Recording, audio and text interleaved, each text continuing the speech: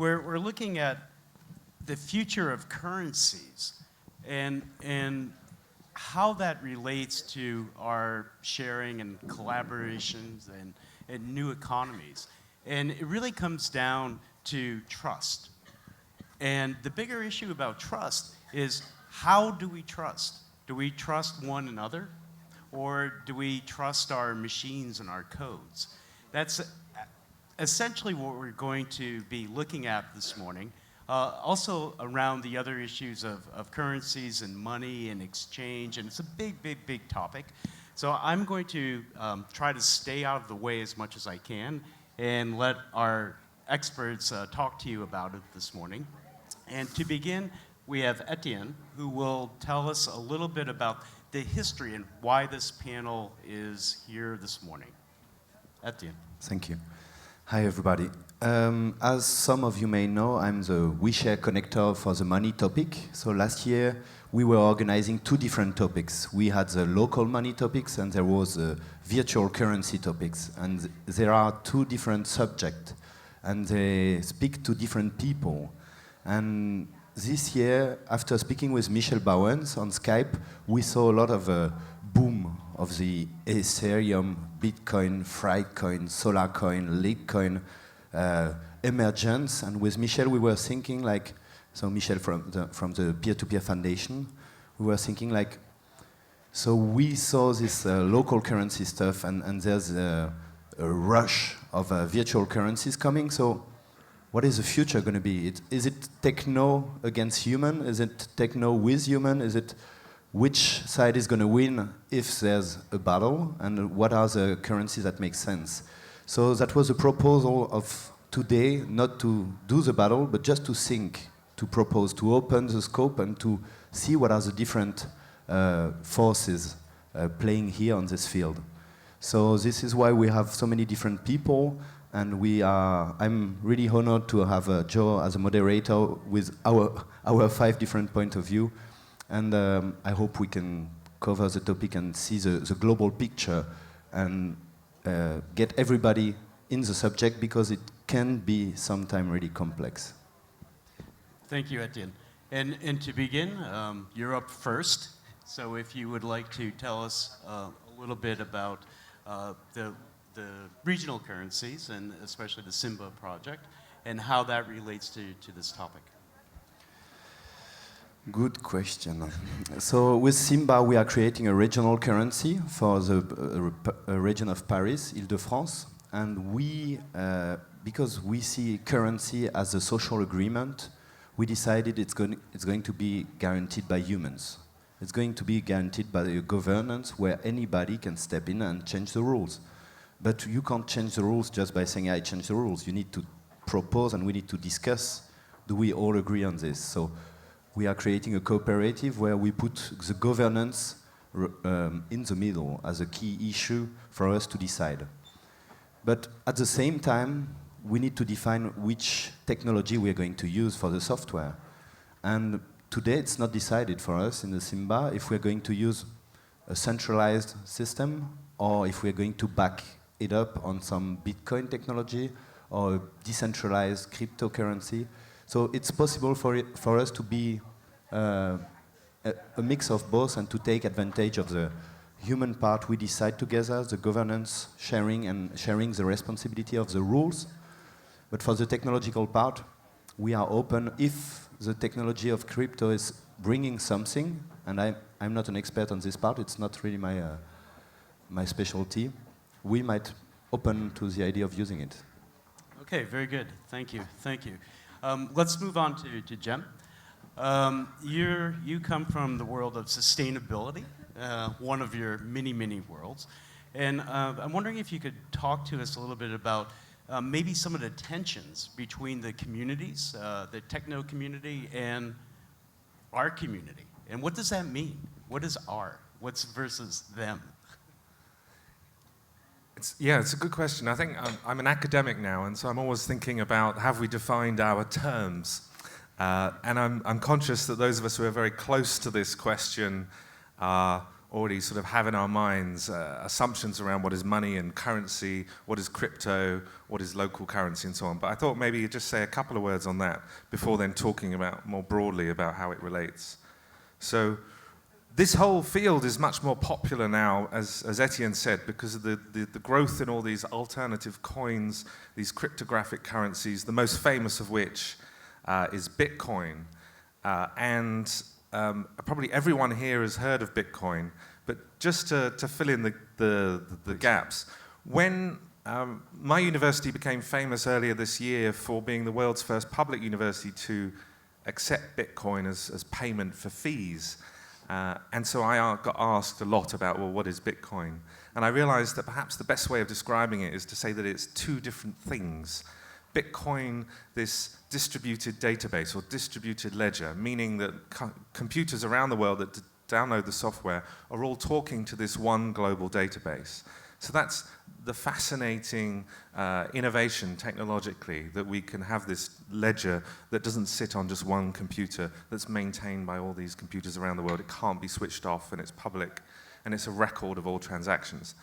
That's one thing. The other thing is the Bitcoin unit, which if you are lucky enough or have invested to have a computer that's powerful enough to process a block on this ledger, you get rewarded with Bitcoin.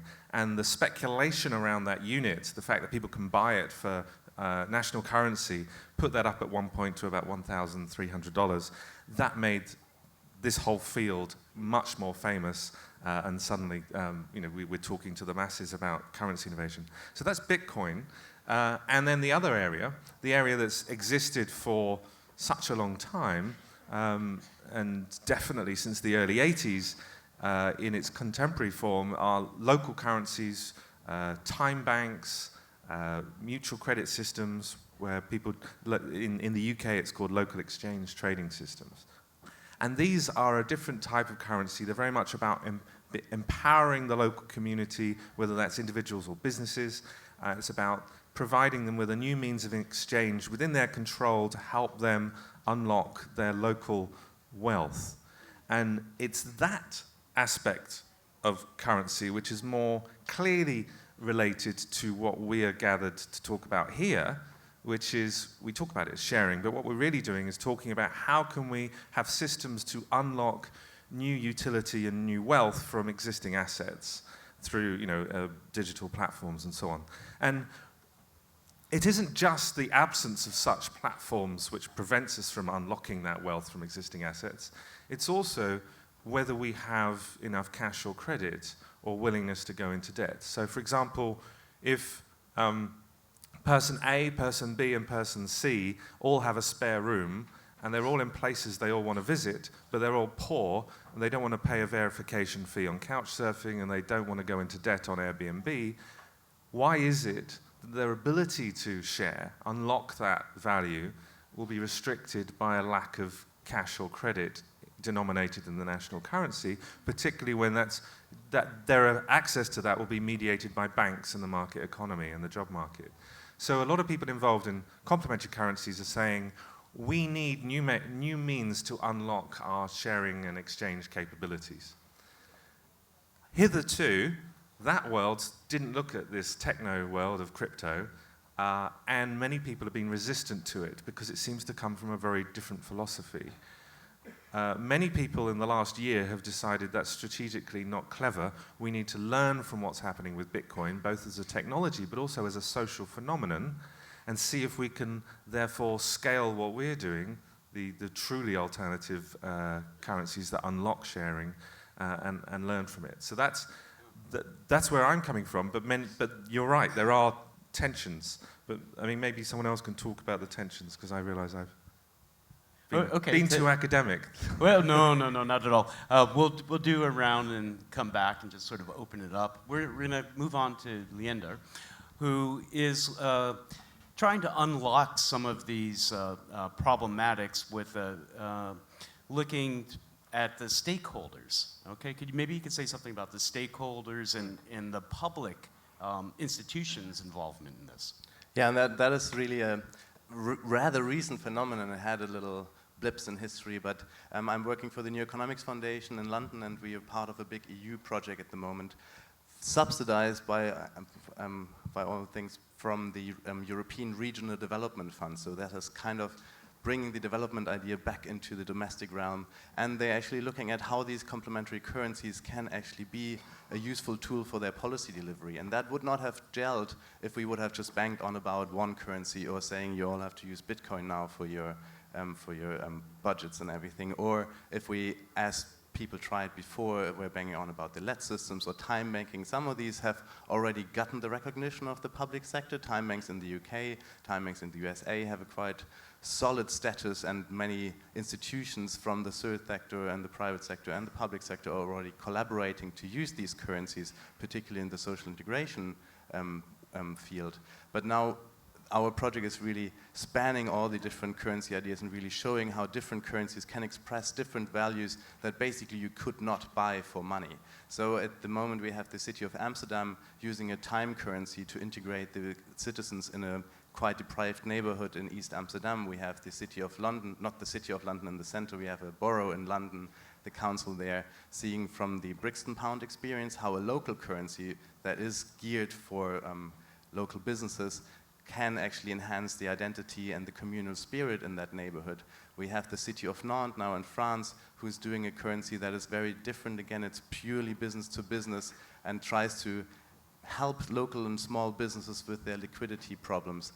And then there is a public company in Belgium, for example, that uses their currency to enhance recycling and spur a little bit of carbon reduction in the households in the region there in Belgium. So it's really that bandwidth of different technology and different designs of currencies that speaks to very different objectives in currencies. And that is something that also in the past has been a little bit overlooked, because if you start talking about money, everybody thinks you know what you're after, and you say you do that with a different currency. And of course, well, that must be somehow about monetary value again. And Bitcoin beautifully ran into this alley, and everybody realized, okay, with Bitcoin you can make a lot of money, that must be a good currency.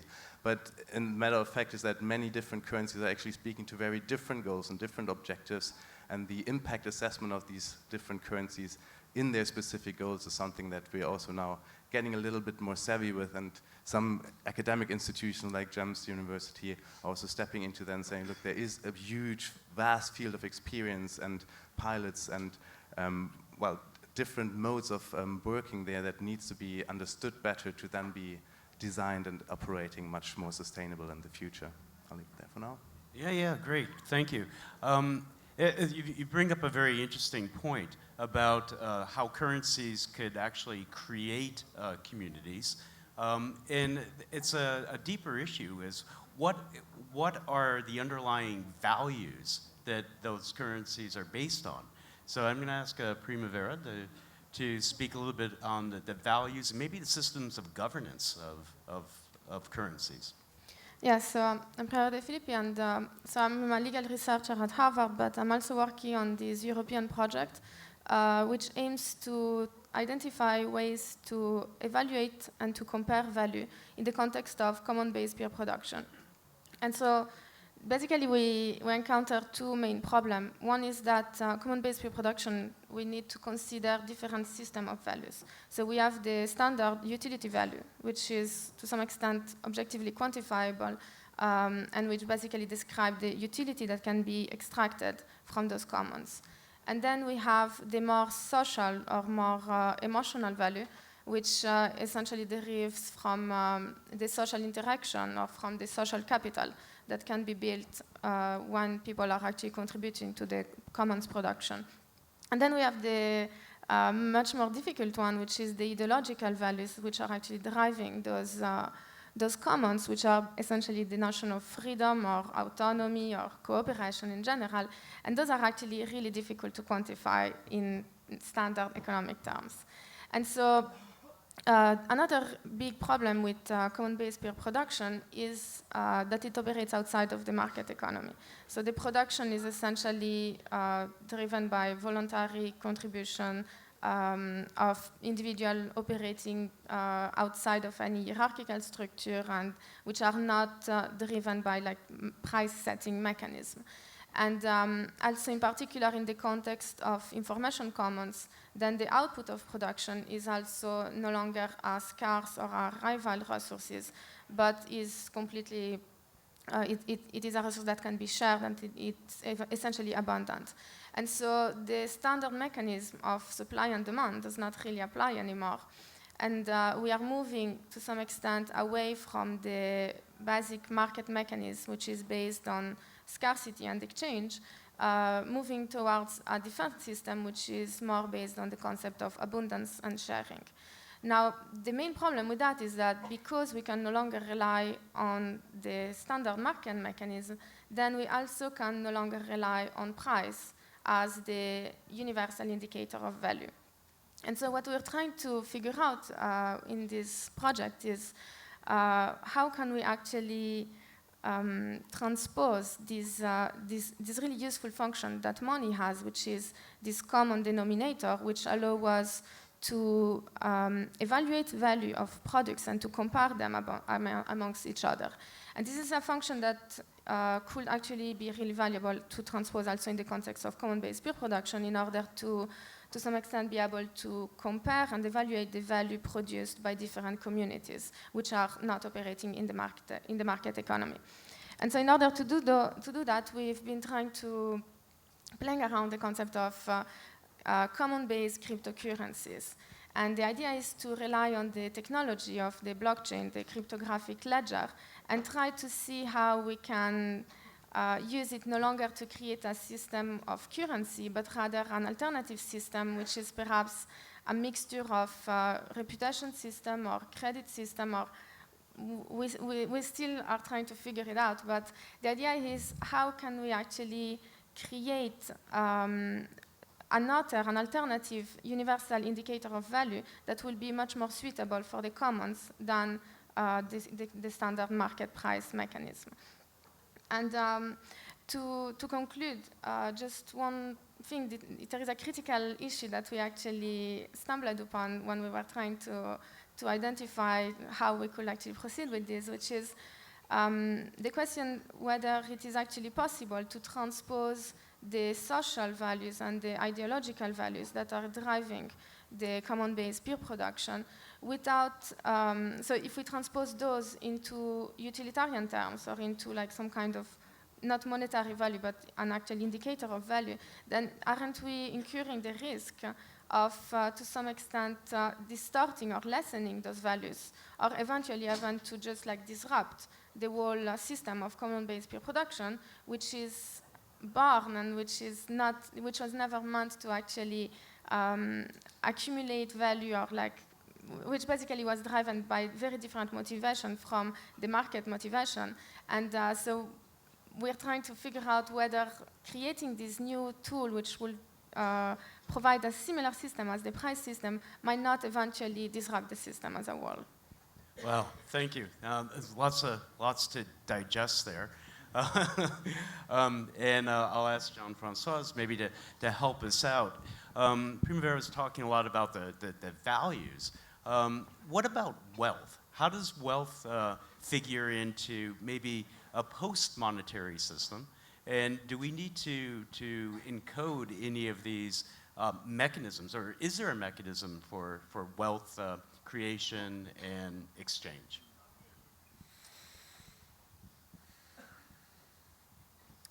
Well, yesterday in my talk, I talked a lot about ontology. That means how words describe our reality. And I feel quite amazing to see that we have hundreds and hundreds of words to describe the market economy. And in this paradigm also, when we say wealth, or we talk about a wealthy person, we confuse with money. And of course, each time I ask a group of people, well, what would you really call wealth? And then when people allow their brainstorm and creativity, then they say, well, free time, health, beauty, material stuff, and so on. But it comes as a much broader thing than what money can buy, of course, and we all know that. However, we do have an ontological confusion with wealth. So in our work, because I also do work with a network of people committed to building the post-monetary society, that means with technologies that work better than money, that conventional money, one of the first things we had to go through, and it took years. I remember our conversation 7, 8 years ago, kind of deconstructing everything, including wealth. And we came up with different levels of wealth that kind of include one another. So the first level, the one we know, material wealth, or what we call movable wealth. That means, I buy you a car comes from your hands to my hand, or a house. The house doesn't move, but it comes from your hands to my hand, and so on. So movable wealth. Then you have wealth that you can measure objectively, like a biodiversity, ecological footprint, carbon emissions, things like that, okay? But you don't buy or sell it. It doesn't move, right? Then you also have forms of wealth that you can rank. Their level compared to other levels count. Like, did you get a diploma or, first level on something, So you rank this well. Olympic Games, for instance, you rank wealth, okay? And then you have wealth that you acknowledge, like, thank you, or I like this meal, or I find this place beautiful. You got to acknowledge that. You cannot measure that. You cannot even rank it. So you see there's different forms of wealth. We don't have much of a language, and we try to put words on these things. And when you have words and levels, then it tells you, well, why don't we design tools that allow us to express all these different forms of wealth? Because if we want to build social ecosystems, how could we not embrace all this? How can we keep just pointing or naming material wealth and leave aside the other parts in some kind of oral tradition? We miss the point. So to summarize, I think that one of the crucial points of whatever will come next, regardless the projects, we want to speak about integral wealth. And so maybe we can name currencies as a language of wealth, and not just what we buy and sell, okay? The second thing that I think becomes very important, and we do work on that as well, yes, we do want open source platforms and technology, and I think we want to even go further than that. That means really embed it as an internet protocol. Really have this embedded, the capacity to build language of wealth and currencies, or language of flows, inside the internet structure at the low-level technology, so that we can build up, lots of diversity out of that. The third thing, whatever platforms will emerge, I see people mostly think market economy, again, how we buy and sell things with different means, of storage of value and so on, the measure, and so on. And most of them still forget that we can also today build huge gift economies as well. And many people think, gift economies, why would we need currencies? Well, like anything else, at a large scale, we need to balance gift economies. It's in a small village, everyone knows what I give, what I receive, and I know what you give and what you receive. So we have this view, this holopticism as we call it. But at a massive scale, you need some kind of tool that will reflect, every one of us, the state of the ecosystem. So we do need currencies also for gift economies. Now, maybe they don't express buying and selling things, but they may express reputation, love, appreciation, things, work done, things that flow from one place to another. So I'll stop here.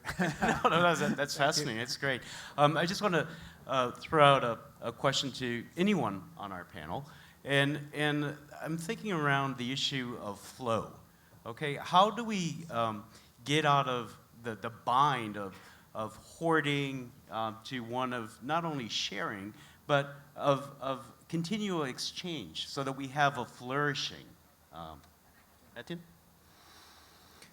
The more we work on currency and the more we speak about Simba, the more we can't call it anymore a currency or money. It's exactly what you said. The more we work and we advance, the more it becomes money. Even the term is not right anymore. So currency is the current. We can see the currents that are flowing, and it's exactly about that, is how we reveal the flows of energy, the flows of giving, of receiving, of different wealths that are already here. And the metaphor that I like is the blood. We just need to reorganize the flows of our system. We need to define a code, a set of value to say what are the flows that go first. Like if you're running, your heart knows exactly if the brain needs blood, or if it's the breathing system, or the muscles, and it auto-organize quite quickly the blood distribution. And this is where we need to have smart systems that are able to, that we are able to see, okay, as you said, it's not going to be about offer and demand anymore, because if we are sharing, if there's more demand, then the price go up. No, if there's more demand and not enough offer, then share it. Just share it. Stop fighting for it. So we need to organize and see, like, oh, this guy, he wants wood too, you want wood too, but you want wood to do what? A school, a hospital, or a personal project? We are going to decide what is the priority and the needs. So from offer and demand, we go to priority and needs. And we have to decide together and to say, yeah, what has more value for you, the hospital, the school, and it's maybe not one against the other, but what comes first? What is the priority? And I believe in nature, it's exactly what we have in a tree, for example, gives priority to something at the beginning, but then when it's big, it's for the leaf at the end.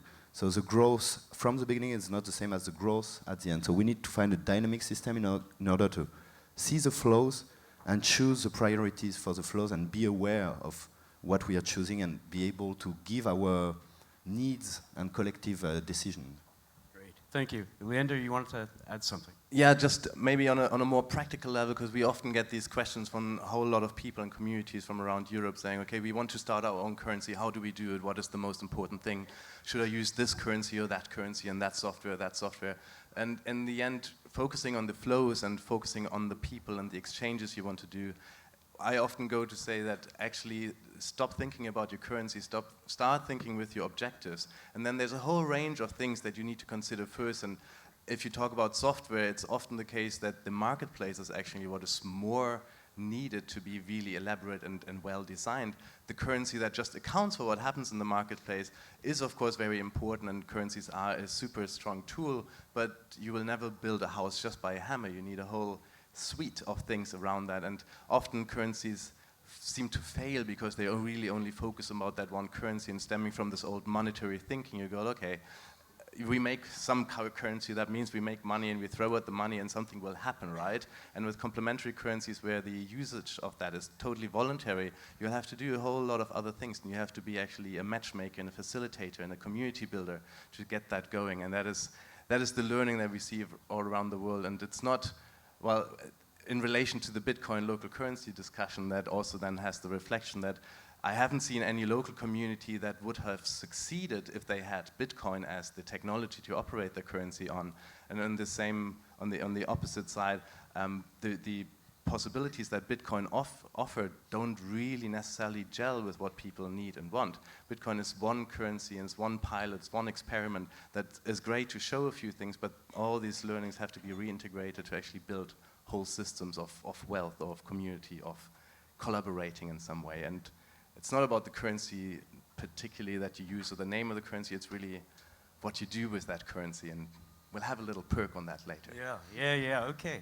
But before we move there, Primavera wanted to... I just want to, I think it's an interesting question because it seems like during this conference there has been a lot of discussion that we need to move from state towards flow. But I actually think so. We actually thought about this a lot within my research project, and actually one of the main decisions we made within this for this kind of common-based cryptocurrency will be that actually we want it not to be exchangeable. So we want it's not a transaction flow. On the contrary, we want actually to record a state. In the sense that. The idea of like exchange is like we have scarce resources and we are exchanging resources. Whereas if we move into the concept of sharing, we are not exchanging anything. So there is a flow of interaction in some way, but the currency are it's not a currency, but the crypto thing that we want to design will not be something that is exchangeable, because if it is exchangeable, by definition, we are recreating a market, and we don't want a market, therefore we don't actually want a flow in that sense. However, we do want to be able to record the flow in order to, or not the flow, but to record the transaction or the sharing that is happening in order to be able to, on the one hand, record what kind of value has been produced and also by whom. But so our idea is that the currency will actually be connected to the person and will basically become like this kind of reputation or like a history of what that person has done for the commons. And so for this particular application, it seems to me that we actually want to move from the flow, because currently we are in a state of currency flow, into an actual state, more of fixed state or record state. Well, that's an interesting twist on it, because we're moving from the market economy, which is based on transactions, to some sort of exchange and relationship. Is that what you're trying to get at? Yeah, I think we also, what we're aiming to do, at least in this project, maybe it's not the best solution, but it's like we want to avoid the whole concept of transaction. Right. Because a transaction involves an exchange, involves consideration, whatever. Yeah, symmetry, or maybe not necessarily, but it involves me giving something away or whatever, so exchanging something for something else. And whereas I think what is important, and that's why we are exploring the concept of the blockchain and the cryptographic ledger, is like we want to maintain an historical, basically a ledger of whatever has happened, but this ledger is static in the sense that it can never be changed. It's just something that happened to every it's really hard to say because it's not a transaction, but everything that happens is recorded and is statically on this blockchain forever, so that we can then look at it and assess what kind of value is produced and where is value coming from. Wow, that's a collapsing of time. That's very, very, very interesting. Let's go on to Jim. I think we have maybe a live demonstration of how some of this might work. That's a teaser. Yeah, we're going to do a world first in a second. I just wanted to come in on this conversation, if I may. I think what this conversation has shown is if you work on currency issues, that really encourages you to think more clearly about questions of wealth and of economic relation, and is it giving, is it sharing, is it renting, is it commercial exchange? And the sharing economy is a beautiful brand. Collaborative economy, beautiful brand. But I think we need to unpack those things. And if you're working on currency, you really need to do that. And we've heard about commons. So I think when I look around the room, I see that we've got digitally enabled marketplaces, use very much commercial exchange with national currency. We have digitally enabled sharing spaces, gift economy, where no money is involved.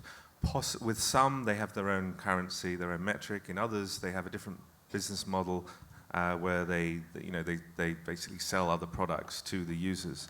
And others where it's explicitly about building the commons, where it'll be free open source software and the members of the platform are the co-owners and governors of the platform. Now I think, I'm someone who believes in a mixed economy more broadly, and therefore in this space I also believe that. So it's not to say that we shouldn't have marketplaces, we should only have sort of commons and open source. And so it's this question of also of context. So in Crete, there's where we did some work, there's in the community at certain times of year, they have sharing festivals where they'll just go and share their olives, tomatoes, feta cheese, whatever. There's times of bounty.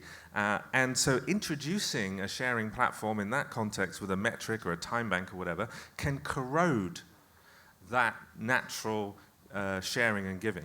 Yet, in the same place in Crete, there are elderly who don't get care, and there's been a 50% cut in the caring budget because of the financial crisis. And so introducing a currency to recognize volunteering and reward it and help people to be volunteers on a regular basis in ways that they might not, that would then help. So it's very much this question of context. So for me, the lesson is we should resist any monopolizing tendencies in this space. We need to see space for all these different aspects and phenomena in the sharing space, including currencies. And I think there are tendencies towards monopoly everywhere, in any sector, and also in currency. And so we should be conscious of that, and we should demand things like interoperability and accountability, etc. So that would be what this conversation inspired in me just then. But yes, we've got a world first. So Leander here is doing a PhD at my institute, the Institute for Leadership and Sustainability. And you are about to witness the world's first payment of university fees to a public university in Bitcoin.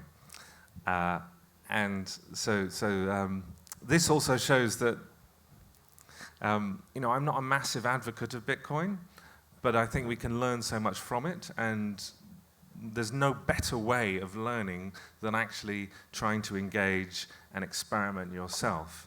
And so that's the idea here. We decided to actually, as a university, start working with Bitcoin. So does someone want to talk through this process? Leander, shall I hold the mic? I'll try to do both. So this, of course, if I make this one payment now, Gem immediately gives me a PhD. That was the deal. No, this is just my first payment, and it's really. I'm a little bit nervous because I normally don't work with Bitcoin. We're not the biggest Bitcoin advocates. We say the technology is awesome, but the currency really needs to be applied for good. So all these negative stories you heard with the Silk Road and drugs and money laundering and everything, that is just what you do with the currency, and that's down to the community. So the university offered this great route of actually using that one currency and that experiment for good, and this is going to be now the first payment of my PhD fees for that. It's of course just one installment of these fees. And what this is going to do, oh sorry, that already He crowdfunded the Bitcoin as well. Oh yeah, that is to be mentioned, because and he's still crowdfunding for the rest of the fees. Now it says the network connection seems to be slow. We all experienced that in the tent for quite a bit. Yeah, Primavera, you wanted to add something to the previous conversation. Yeah. So it's not. I'll get it up again to the Well, stand. that's good. It was just You to still answer pay for education. to answer to your comment, which is that in fact we need to have some kind of interface between like the common-based society and like the more market economy. Our idea with this project to create this common denominator of common indicator of value is also that we hope it can actually create an interface between the common-based system in which people can use this cryptocurrency, even if it's not a currency, in order to interact with each other and understand who is contributing what to which common-based project. But also so the idea to create this common universal denominator, or this like proxy for value, is also that if we can create something that is universally recognized, then the more commercial or the market economy, we could imagine that we have, for instance, commercial actors. So let's take the example, for instance, of like an airline, for instance, or a university or whatever.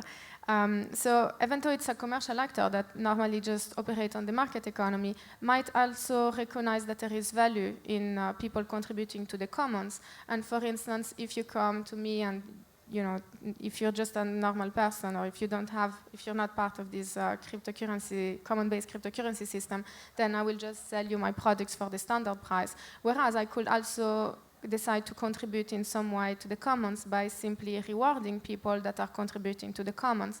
And so, for instance, as an airline, I could be like, okay, so if you have this particular amount of value that you have been contributing to the commons, then you're gonna get a discount. Or maybe I am a restaurant and I'm happy to actually provide free meals to everyone who has reached a particular value system, you know. And so the idea is we can create this kind of interconnection or interface between a common-based system and a market system by creating an indicator of value which is completely distinct from the actual price as a common denominator of value, but that can be understood by the capitalist system because it actually operates through the same logic in the terms of value, even though internally it is completely different. Yeah, I used to think that money and currency were extremely boring and complicated topics. Now I know that they're complicated, but they're not boring. And the reason is because the design of a currency system really does influence our behaviors. It incentivizes some and disincentivizes others, and it even influences how we experience wealth, or what we think wealth is. And so I think that's key from what you've just described, is that actually if you get this right, you can encourage and reward certain behaviors, not others. And that there's a sense that we don't have enough of the collaborative, caring, compassionate, cooperative behaviors in society. How are we doing with that? Well, we're doing very well, because with this payment I'll start my PhD, which is exactly about figuring out all this terminology. So I don't know if that little cell phone screen is visible, because I'm just going to click. Is it possible to zoom in on that? And that is the send. Don't look at my code. It's about trust, right? Share with us. So that is broadcasting the transaction going straight out, and it's booked away from my cell phone now. The bitcoins have left my cell phone. They're not at the university yet. That'll happen probably in the 9 minutes that are left in this talk. Okay, so we've used a system called BitPay, which makes it super easy to use QR codes and mobile phones. So a German in Paris has played a British university in a non-state currency. Yes. Yay! Congratulations. Yeah, you're on your way. Let me just throw out something to the panel and see where this goes. We're talking about currencies and exchange. Let's go to the other side of that and talk a little bit about interest and debt. Is debt good? If you owe me something or I owe you something, is that a basis of trust? And what about interest on that?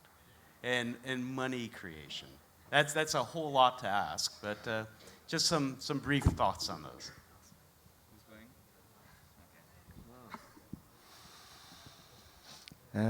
I don't think debt is a problem. I think debt is a marker. You were speaking about flow, and we measure the flow. If we just measure a reality, debt is a marker of an exchange that took place. The problem is when you have millions or billions of debt. So the marker shows that I gave more than 1,000 billions to Joe. We have a problem. This is too big of a difference, of an unbalanced relationship. So money is just the marking the visibility of these flows that happen of debt. So a web of debt for me can be positive and negative. There's nothing wrong about it. The problem is if it becomes unbalanced, there's a problem. And the problem that we have today in the system is because I owe, or because Joe gave me 100 last week, each week that I'm not rebalancing the relationship between us, it becomes 101, 102, 103, 104. So the more I'm not able to rebalance the relationship with Joe, the more I'm going to be in debt and pay interest on it. I don't know if I'm clear. The more I'm not able to rebalance the relationship, the more I'm going to go down. So it's the interest that we have on money today, the way it works, was banned in every religion. It was called usury, and it doesn't help us to rebalance relationships. Thank you, Tim. Jim. Yeah, for thousands of years we've had people criticizing interest-bearing debt, and for hundreds of years we've had campaigns around monetary reform at national level, and yet things have got worse. Yet now we're seeing the ability to take matters into our own hands and not just criticize, but design parallel systems. Systems which may be complementary, depending on your view and guessing what's going to happen next, or may actually be disruptive and ideally even transformative and create a far better monetary system or set of systems. So what's super attractive for me about this space is it moves us beyond the broad critique where we can't add that much more. I mean, ancient wisdom in all texts about interest and how bad it is and so on.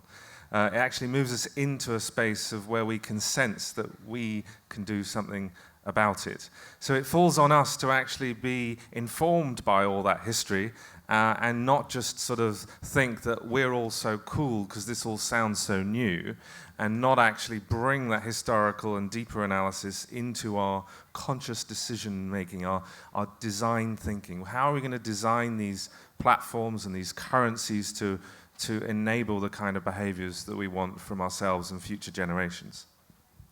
And maybe just to, well, first of all, actually, that said, this is not only integrating all these different complementary currency solutions from local to Bitcoin to crypto to non-monetary solution, but it's also bringing in the other side of the changing money coin, that is the monetary reform movement that Jem alluded to. And it's really beautiful in this panel that we're not pitching our solutions. Everything we do is just piloting, and we're hoping to learn with the others to actually see what works best, and there's many other people out there doing the same. Just on that debt question again, that is also always a very useful question to bear in mind. It's not about the debt as it is now, but you really have to ask yourself, where does that money come from in the first place? And that is a question to be asked about the money we use now, the euros and the pound sterling. And if Etienne got that because he earned it through his community, well, if that's the basis of your debt relation, that's fine. But if he got that from a private banker thinking that is a great business, to give that to Etienne to get it out of Joel again afterwards, that is maybe a different thing. And we're seeing a bit of a paradigm shift there now, with mainstream commentators also going on about taking away the power of creating money from private banks. Of course, you could put that back into public banks or into the state, or you could put it down to the people, into the communities directly, and having an ecosystem of currencies to where they actually express the value that they should work towards. Great, thank you. Did you have something to add? Yeah, just a short comment. I think that so the whole concept of debt, in fact, is basically based on the notion of exchange. So because I am exchanging something and there is something that I should get in back, then you actually create debt because you're exchanging and you're not getting anything back. And so I think an interesting question will be to try and think about, like, does the concept of debt still make sense in a sharing system? If I'm just sharing things, is there anyone that gets in debt to me, or I'm just like basically giving away my things, and maybe other people are gonna share other stuff, but the whole interaction of exchange and therefore of debt creation might just disappear. Mm-hmm. Good point. Yeah. Okay, in the last couple of minutes here, we'd like to ask the audience if there's anybody who has a burning question that you would like to address. Maybe if you come up and could grab the mic right here.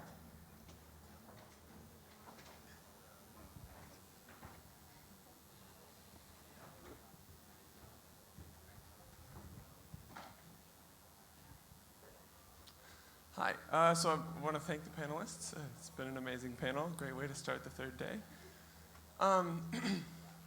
My question, and Primavera, this is mostly directed towards you because I think you sort of like reached this frontier more than the others. But I'm actually asking to question the whole concept of quantification of value.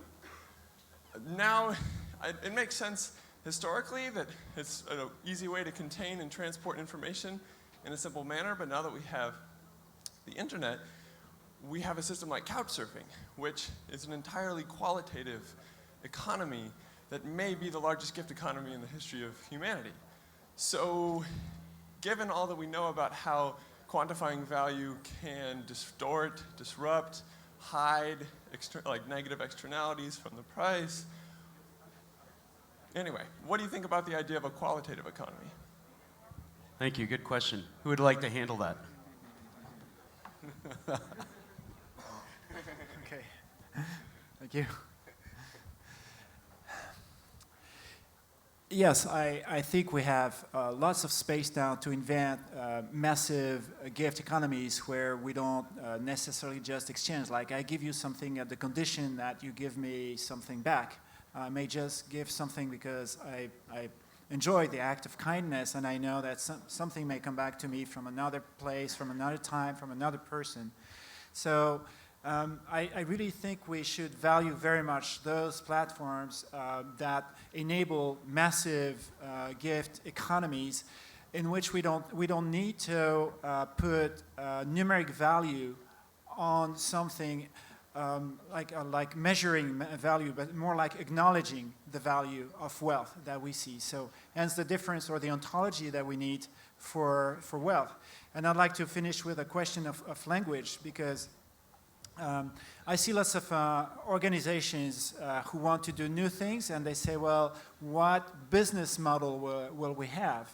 And why don't they think about what wealth model will we have? So that means really go into integral wealth and understanding that business doesn't just speak about exchange, but also about acknowledgeable wealth, measurable wealth, rankable wealth. I mean, all these other forms of wealth. So we need to integrate those things, I think, in our worldviews.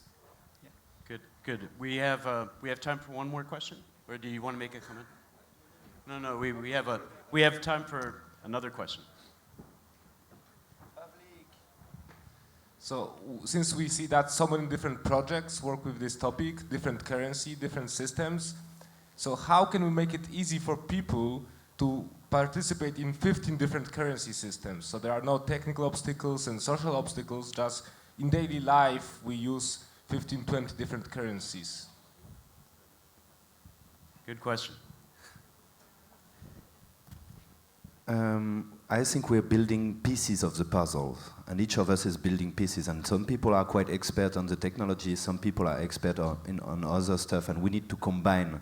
The Sensorica Open Value Network, for example, is one of these pieces. Bitcoin is another piece. How do we use the expertise in service to the simplicity? How do we use all the complexity that some people invested in getting to know these things to make it easy and understandable for people to choose for themselves to use it and what code of value set of agreements they want to use. So there's a big need of work of simplification from the expert to the public. Okay. For businesses, it makes a lot of sense right now, given the fact we're likely to have another financial crisis in the next 18 months, just because that's what generally happens. It would make sense to have multiple currencies as a business. So it would make sense if you're a business in the Ile-de-France to have some Simba positive balance. It would make sense to have a range of alternative currencies other than euros, purely as a hedge, as a risk management decision. And I think for individuals as well. If we see that the spike in Bitcoin occurred after the bail-in in Cyprus in March last year, when people suddenly realized that your government, with the IMF, with the European Commission, can come in and seize some of your deposits of euros. And then people therefore thought, well, I want some Bitcoin. And people thought people would think that, and therefore there was a huge spike in Bitcoin in March last year. I think it would make sense for all of us to create alternative means of exchange and therefore livelihood, as well as build our own social capital, horrible term, but you know, our networks of support and giving and also exchanging outside of the monetary system. And that, of course, can prefigure, not only be creating resilience at business or individual level, but it also can prefigure maybe a future, which you're alluding to could be super complicated and not that efficient. But I think we will see with smartphones, we'll see wallets where you'll go into a shop and then you'll see the best price in currencies depending on what the retailer wants in terms of managing their currency exposure. So they may give you a better deal for the Mars bar in euros or in Simba points or whatever it is, and the smartphones will do all that processing for us. And of course, it's not about the best deal you'll get in that currency. It is about knowing which of these currencies that you could use at the point of sale actually reflects your values. And if that shop dealer, that shop owner participates in the timing that is really important to you because it's helping your neighbors, that is the currency you're going to use. It's not so much a technical problem, more about an understanding of the impact and what these currencies actually stand for. But yeah, we're working on that too. Great, thank you. We have to wrap up. And if we want to continue, if anybody wants to continue this discussion to find out if money could buy you love, or maybe the old money can't buy you love, or maybe the new money will, we're going to continue this discussion, and Etienne has the details on it. Yeah, at 11, at the sharing wall about passions, because money or currency is our passion, we're going to be passionate about it and follow the discussion, because you see the story is big. So sharing the passion wall just behind, there will be two different topics, the future of currency with this discussion and the future of work with another discussion. And I would like to try to give a last word that I gave already in the Netherlands last year. Like, we are speaking about the future of currency, and I don't know the future of currency. But what we are here, we share the age of communities. So if the question is what is the future of community currencies, my answer is communities. Thank you, panel. Thank you, audience.